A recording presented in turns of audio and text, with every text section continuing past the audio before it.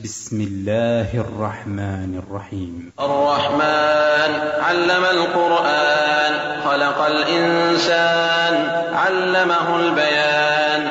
الشمس والقمر بحسبان، والنجم والشجر يسجدان. والسماء رفعها ووضع الميزان، ألا تطغوا في الميزان. وأقيموا الوزن بالقسط ولا تخسروا الميزان. والأرض وضعها للأنام، فيها فاكهة والنخل ذات الأكمام، والحب ذو العصف والريحان. فبأي آلاء ربكما تكذبان؟ خلق الإنسان من صلصال كالفخار، وخلق الجان من مارج من نار. فبأي آلاء ربكما تكذبان؟ رب المشرقين ورب المغربين. فبأي آلاء ربكما تكذبان؟ مرج البحرين يلتقيان، بينهما برزخ لا يبغيان. فبأي آلاء ربكما تكذبان؟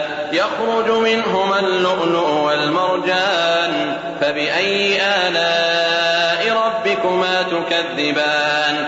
وله الجوار المنشآت في البحر كالأعلام. فبأي آلاء ربكما تكذبان؟ كل من عليها فان، ويبقى وجه ربك ذو الجلال والإكرام. فبأي آلاء ربكما تكذبان؟ يسأله من في السماوات والأرض كل يوم هو في شأن. فبأي آلاء ربكما تكذبان؟ سنفرغ لكم أيها الثقلان. فبأي آلاء ربكما تكذبان؟ يا معشر الجن والإنس إن استطعتم أن تنفذوا من أقطار السماوات والأرض فانفذوا، لا تنفذون إلا بسلطان. فبأي آلاء ربكما تكذبان؟ يرسل عليكما شواظ من نار ونحاس فلا تنتصران. فبأي آلاء ربكما تكذبان؟ فإذا انشقت السماء فكانت وردة كالدهان. فبأي آلاء ربكما تكذبان؟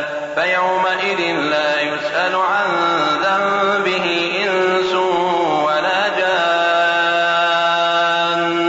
فبأي آلاء ربكما تكذبان؟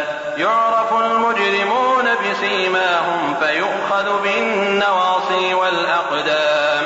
فبأي آلاء ربكما تكذبان؟ هذه جهنم التي يكذب بها